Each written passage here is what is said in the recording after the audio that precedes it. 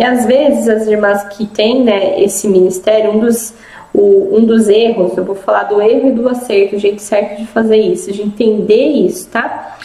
É ignorar essa parte do ministério. Acontece de pais obrigarem os filhos a estudar para tocar na igreja, tá? Isso é real. E aí,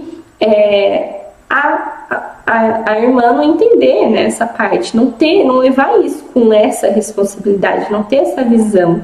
E aí a irmãzinha às vezes acaba não tendo, né, essa responsabilidade, esse olhar, né, esse olhar mais profundo, esse cuidado que a gente deve ter com as coisas de Deus, tá bom? Então pode acontecer, né? Pode também acontecer das irmãs só irem tocar no dia só irem na igreja congregar no dia que vai tocar. Então, assim, isso acontece, né? Já aconteceu. Acho que acontece em diversas comuns da irmã. Às vezes só vê a irmã ali no dia dela de tocar, mas ela não tá ali durante os cultos. Então, né, acaba sendo algo, nossa, eu vou lá porque eu vou tocar, então eu tô sendo obrigada. E a verdade é que ninguém é obrigado a nada.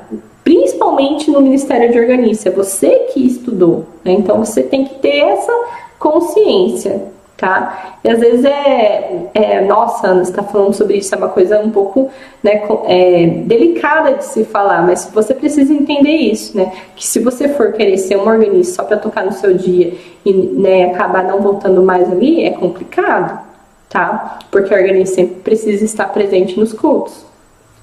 E outro ponto aqui também que eu acabei colocando, que é também às vezes a irmã que vai para o teste, mas não está 100% preparada. E ali ela se torna uma organista, só que ela tem muitas pendências técnicas, né? Ela precisa fazer uma revisão dos estudos do inário, ela precisa ter mais confiança. Aquela pessoa que faz o teste, ela é uma organista, mas ela tem medo de tocar, sabe? Então isso acontece muito com as irmãs. Com algumas irmãs que fazem o teste, mas ela morre de vergonha, tem medo de tocar, só que é organista, né? Ela já, né, chega ali o dia dela tocar, ela precisa tocar, e às vezes ela fica acanhada, né? Às vezes quer tocar baixinho, não quer que ninguém ouça ela tocar, chega no dia do ensaio, às vezes ela não quer estar ali, ou ela não quer tocar qualquer hino, sabe? Então a organista ela precisa estar confiante, se sentir confiante para tocar. Né? Porque já é uma coisa difícil, eu sei que dá umas tremidinhas, né? A gente sobe ali, dá umas tremidinhas naturalmente, não sei, mas eu acho que é uma coisa, e até é bom isso acontecer. Se a gente for 100% autoconfiante, também não tem graça. Mas a gente sobe ali, mas a gente tem ciência de como, se me der branco, eu conto o tempo, se acontecer isso, eu faço isso. Então, a gente precisa ter, né, saber entender isso. E às vezes, né, acontece de ter esse medo na hora de tocar e travar. E a gente não pode travar na hora de tocar. A gente precisa conseguir fazer essa parte. Acabar, né, colocando responsabilidade em outras. Eu não gosto de fazer meia hora, eu só gosto de fazer culto. Né, querer escolher, sendo que não dá para escolher. Você escolheu o seu organista, o organista está incluso meia hora e culto. Né, então é importante você entender isso. Está incluso, meia hora no pacote e o culto também, tá, irmã? Então é importante você entender que você vai precisar chegar mais cedo, né? Fazer a meia hora ali com alegria e muito amor. Então, porque às vezes tem irmã que só gosta de fazer o culto, não gosta de fazer meia hora, mas está incluso no pacote. E é isso que é ser um organista, tá? Você tem essa responsabilidade. E são essas coisas, né? Esses pequenos gargalos, assim, o jeito errado de você não levar essa responsabilidade do ministério a sério, né? E qual que seria, então, o jeito certinho de você fazer isso, né? O jeito adequado, que está dentro do ensinamento, né? De você realmente, não, eu sou uma organista e eu tenho que seguir todas essas etapas aqui, né? Primeira coisa é responsabilidade, gente.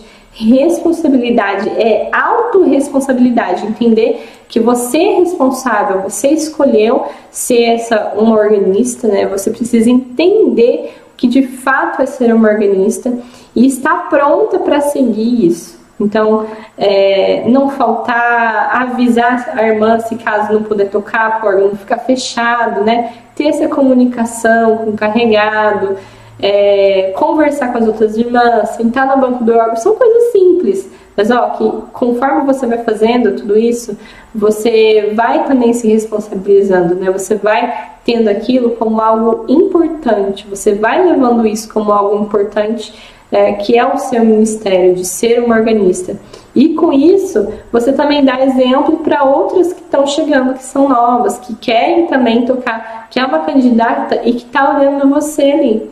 Então, para as irmãs que têm esse desejo, quer tocar, precisa entender isso, tá? Esse seria o jeito certo. Dar um bom testemunho, ter responsabilidade, seguir tudo certinho, né? Não tocar alto demais. Enfim, tem todo esse processo de como é tocar no culto. E existe um jeito melhor, Ana, de fazer então isso? Qual que seria o jeito melhor? Existe. Você começar primeiro a aprender a tocar o instrumento, como eu falei, sem pressão, né? Sem sentir essa pressão, esse peso já no ombro logo de cara. Porque quando você já aprende, né, para ser uma organista na igreja, você já tem que ter responsabilidade, rotina de estudos, ser constante sempre ali, ó. Passe 2 anos, 3 anos, precisa manter essa constância, porque se você parar e voltar novamente, você vai ter que revisar seu estudo, e aí isso acarreta em demorar tempo. E aí você precisa entender, né, que quando você primeiro aprende o instrumento, aprende as técnicas, domina a parte de leitura, você vai estar muito mais autoconfiante depois para fazer esse preparatório de teste, que acaba sendo em menor tempo, né? É como fazer um test drive, né? Você aprende primeiro como que deixa eu conhecer aqui o instrumento, né? Porque não é porque você olha lá dentro da igreja e você vê que você conhece. Você fala, nossa, que lindo, que maravilhoso. Mas tem que estudar, tá? Tem que estudar, tem que entender a técnica, tem que conseguir, né, conciliar a sua leitura com a sua técnica, ter essa independência, desenvolver a independência das mãos, né, com o pé também. Então, assim, você tem que estar preparada para estudar. Nunca parar, mesmo depois que se oficializar, é algo que a gente não pode parar. Na verdade, nem músico pode parar de estudar, tá? Isso assim, pode perguntar para qualquer pessoa. Fala assim, quando você é mais velha na música, enfim, ela vai falar assim, olha, parar de estudar é como atrofiar, né, os seus nervos. Você vai perdendo essa habilidade, cada dia você perde mais. Então é importante você entender isso mesmo, tá? Que você precisa sempre continuar estudando, não importa com quem, como, onde, mas continuar a ter esse hábito de estudar, para nunca perder, né? Às vezes uma semana que às vezes eu não treino, né? Até os dedos a gente acaba ficando, meu Deus, tá meio travado aqui, vamos destravar isso aqui. Tá? Então, às vezes, né, vou dar um exemplo aqui. Eu tenho as alunas, né, minhas alunas do Método Z6M, que é meu curso online, onde eu ensino as irmãs a aprender, né, tocar órgão em 6 meses. A gente faz o aquecimento, né, estuda aquecimento. E aí, às vezes, as irmãs, é só uma vez, né? Não é só uma vez treinar. Treino é constante, é todos os dias, é levar isso adiante, tá? O aquecimento é sempre, né? Mas é isso. E aí tem esse jeito mais fácil de você fazer, por exemplo, né? Como eu falei aqui, eu tenho meu curso online onde eu ensino as irmãs a tocar órgão em 6 meses. Elas aprendem em 6 meses já a tocar o instrumento, a conhecer. É isso que eu falei, né? Como se fosse um test drive, né? Elas aprendem o instrumento, aprendem isso daqui de forma prática. Elas já vão com as 2 mãos no órgão, né? Aprende como que é tocar órgão. E aí depois, eu tenho desejo, e depois, né, que aprender já a tocar os hinos, já ter essa habilidade técnica, ter habilidade no órgão, aí você fica livre para aprender, para tocar na igreja, sabe? Porque eu vejo que isso é um processo muito importante. Para você entender que, se você é uma pessoa ansiosa como eu, né?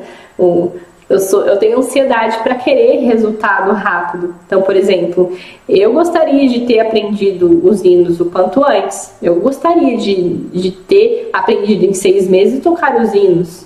Eu fui pegar o meu primeiro hino depois de 2 anos, se não me engano, sabe? Teve um processo, eu lembro da teoria, solfejo, e é assim, né? Você vai precisar passar por essas etapas. Se você for uma pessoa que tem essa paciência, que está disposta a fazer isso, beleza, segue, né? Segue ali o passo a passo, vai, estuda com uma instrutora, bonitinho.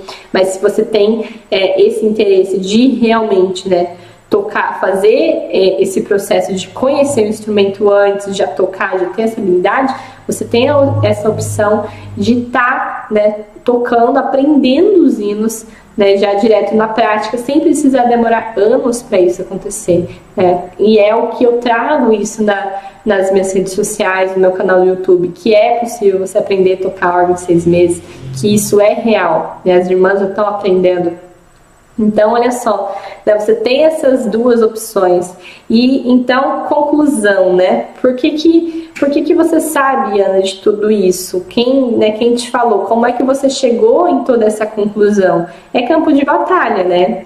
Porque eu sou a pessoa que começou lá atrás, há 15 anos atrás, estudando órgão, toco na igreja hoje, né? E se eu fosse aconselhar alguém a começar a estudar, e aí eu perguntaria, e aí, você quer o quê? Você já quer tocar o hino quando? Ah, Ana, eu queria, por mim, eu já tava tocando hino amanhã, né? Daqui uma semana. Então, começa primeiro conhecendo o instrumento. Toque, aprenda a tocar o instrumento, aprenda a dominar o instrumento. Depois você faz, né, o preparatório de teste, porque o preparatório de teste é exigido o programa mínimo. Não tem como fugir disso.